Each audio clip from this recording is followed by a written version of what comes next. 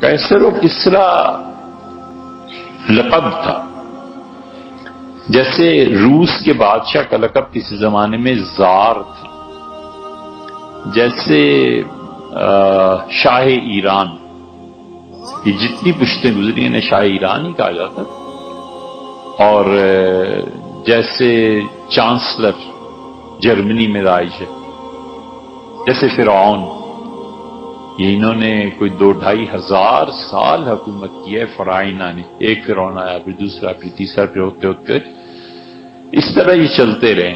بالکل اسی طرح قیصر اس بادشاہ کو کہتے تھے جو عیسائیوں کا بادشاہ تھا، اور کسریٰ ایران کے بادشاہ کو کہتے تھے۔ حضور صلی اللہ علیہ وسلم نے ان دونوں کی ہلاکت کی خبر دے دی تھی اور فرمایا تھا کہ قیصر مرے گا اور اس کے بعد کوئی قیصر نہیں آئے گا، اور کسریٰ مرے گا اور اس کے بعد کوئی کسریٰ نہیں آئے گا۔ تو یہ 2 بادشاہ مراد ہیں۔ قیصر جو تھا ہرقل روم کا بادشاہ، اور دارالحکومت دارالخلافہ دارالحکومت ان کا یہ تھا استنبول،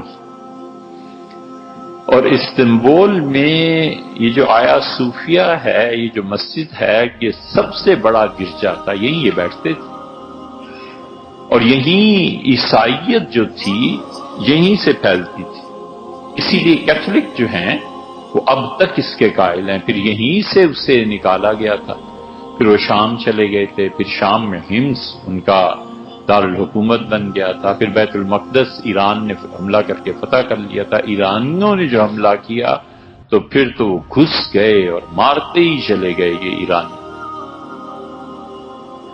سب سے بڑا نقصان انہوں نے عیسائیوں کا اس وقت کیا جب وہ صلیب اتار کر لے گئے۔ اس صلیب کے متعلق ان کے ہاں یہ تھا کہ حضرت عیسیٰ علیہ السلام آخری مرتبہ اس پہ لٹکائے گئے، یہ ایسے ہی ہے جیسے بیت اللہ سے کوئی حجر اسود اٹھا کر لے جائے۔ تو قیصر نے نظر مانی تھی، اس نے کہا کہ اگر اللہ یہ مجھے واپس مل جائے اس صلیب تو اپنے کندھے پہ رکھ کے بیت المقدس پہنچاؤں گا۔ پھر جب ایران کی فتح پہ یہ ملی ہے تو وہ پیدل چل کے آیا ننگے پاؤں، اور بیت المقدس میں لا کر اس نے یہ صلیب نصب کی۔ پھر وہ رات ایسی تھی کہ اس نے کہا کہ میرے لیے رات گزارنے کے لیے کھلے موسم میں باہر چارپائی پلنگ بچھایا جائے، تو بچھایا گیا، تو رات کو لیٹ کے ستاروں پر غور کرتا رہا۔ پھر اس نے لکھا، اس نے اور غاتر رومی انہوں نے دونوں نے ایک ہی استاد سے علم نجوم پڑھا تھا۔ تو پھر اس نے اس کے صبح اپنے دوست کو خط لکھا کہ قد ظہر ملک الختان، میں رات ستاروں پر غور کر رہا تھا، اس سے مجھے تو پتہ یہ چلا کہ وہ قوم جو ختنہ کراتی ہے ان کے ہاں ان کا بادشاہ ظاہر ہو گیا۔ تو تمہارا کیا خیال ہے؟ آخری نبی آ گئے ہیں علیہ الصلوۃ والسلام۔ تو پھر اس نے لکھا کہ میری بھی یہی رائے ہے اور میں تو حضرت کی طرف جا رہا ہوں تاکہ میں جا کے انہیں سلام پیش کروں اور اسلام کو قبول کروں۔ پھر وہ چلا ہے، پادریوں کو پتا چلا تو انہوں نے تو اسے وہیں مار دیا۔ قیصر سلطنت بچانی تھی، سمجھدار تھا، تو اس نے پادریوں کو اکٹھا کیا اور جب مین ہال میں لے گیا تو اس نے نوکروں کو کہا کہ باہر کے سارے دروازے بند کر دو۔ پھر ہال کے دروازے بند کر دیے۔ پھر اس نے کانفرنس سب کو، تو اس نے کہا کہ ہمارا علم تو یہ کہتا ہے کہ وہ آ گئے۔ پادری اٹھ کے بھاگ کھڑے ہوئے، جب بھاگے تو دروازے بند۔ اس کا تم گھبراؤ نہیں، میں عیسائیت نہیں چھوڑ رہا، مجھے پتا تھا کہ تم ناراض ہو جاؤ گے مجھ سے، اسے پتا تھا نا باہر جا کے پھر فتنے پھیلیں گے، حکومت کا زوال بھی ہو سکتا ہے، احتجاج بھی اس ڈیموکریسی کے خلاف ہو سکتا ہے۔ تو وہ سول مارشل لا تھا، وہ سول کا جبر تھا۔ تو اس نے پھر بٹھایا انہیں، البتہ اس نے رسول اللہ صلی اللہ علیہ وسلم کو جو کچھ لکھا ہے وہ الگ چیزیں تھیں۔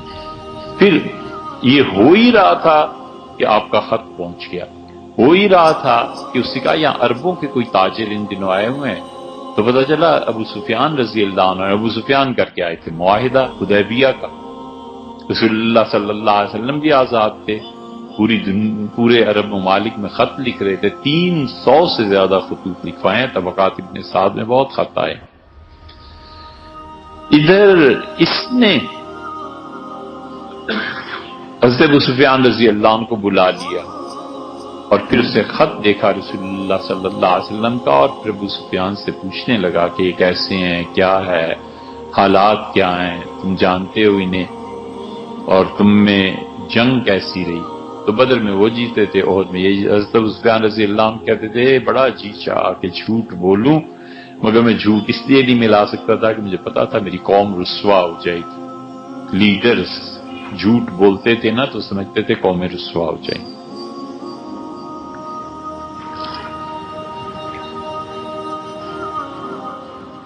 تو پھر اس نے کہا ابو سفیان اگر یہ سب کچھ سچ ہے جو میں سن رہا ہوں اور دیکھ رہا ہوں تو میرا بس چلے تو میں ان کی خدمت میں حاضر ہوں، لغسلت عن قدمے، میں انہیں بٹھاؤں کرسی پہ اور ان کے پاؤں دھو کے پانی پی۔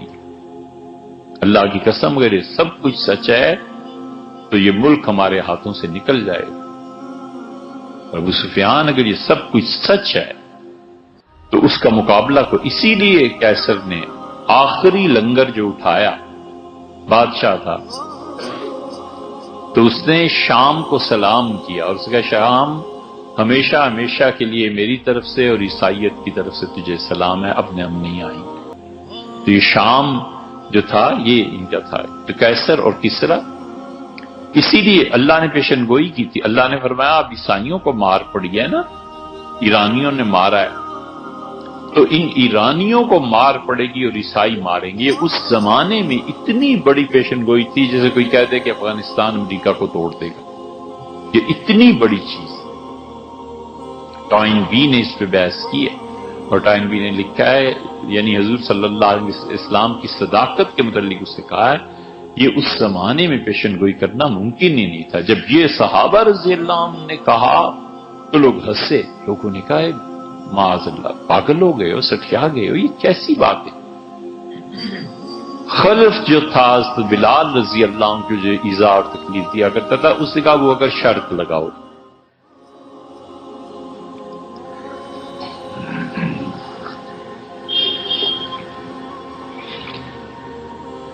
اگر یہ ہو گیا تو کتنے اونٹ لوگے اور نہ ہوا تو کتنے دو گے؟ سیدنا ابوبکر رضی اللہ عنہ نے کہا کہ ٹھیک ہے 10 اونٹوں کی شرط لگاتے ہیں۔ اس زمانے میں یہ جائز تھا۔ حضور صلی اللہ علیہ وسلم تو آپ نے تم نے دیکھا نہیں، ابوبکر اللہ نے کہا فی بضع سنین، بضع میں یعنی 3 سے لے کر 9 سال کے اندر اندر یہ واقعہ پیش آئے گا، اور اس سے جاؤ اور اس کو دوبارہ کرو معاہدے کو۔ ابوبکر رضی اللہ عنہ گئے اور کہا 3 سے 9 سال میں یہ واقعہ ہوگا، تو وہ ہنسا، اسے کہا اچھا چلو آگے۔ انہوں نے کہا 40 اونٹ کر دو، اس نے کہا 40 اونٹ کر لو، ہونا کچھ نہیں ہے۔ اور اللہ نے فرمایا کہ یومئذ یفرح المومنون، اس دن ایمان والے بڑے خوش ہوں گے جب ایرانیوں کو شکست ہوگی اور عیسائی غالب آئیں گے۔ وہ پھر ہوا ایسے ہی، اتنی مار پڑی ایرانیوں کو، وہ کہاں ان سے بیت المقدس اور کہاں یہ سارے علاقے انہوں نے ملے تھے۔ اور ادھر بدر ہو گیا تھا، بدر میں وہ قتل ہو گیا تھا خلف۔ اتنے حضور صلی اللہ علیہ وسلم ایسے ہی نہیں بھیج دیے گئے تھے عربوں میں، ان عربوں میں اخلاقیات اتنی اچھی تھیں کہ اس کے بیٹے 40 اونٹ لے کر حاضر ہوئے مدینہ منورہ، کہا ہمارا والد اگرچہ مار دیا تم نے بدر میں، لیکن اس نے وعدہ کیا تھا وہ اگر آپ سے یہ آپ کی امانت ہے، آپ رکھیے۔ عیسائی غالب آئے اور ایرانی ہار گئے، ہم شرط ہار گئے۔ یہ حربی کافر کا مال تھا، رسول اللہ صلی اللہ علیہ وسلم نے لے لیا۔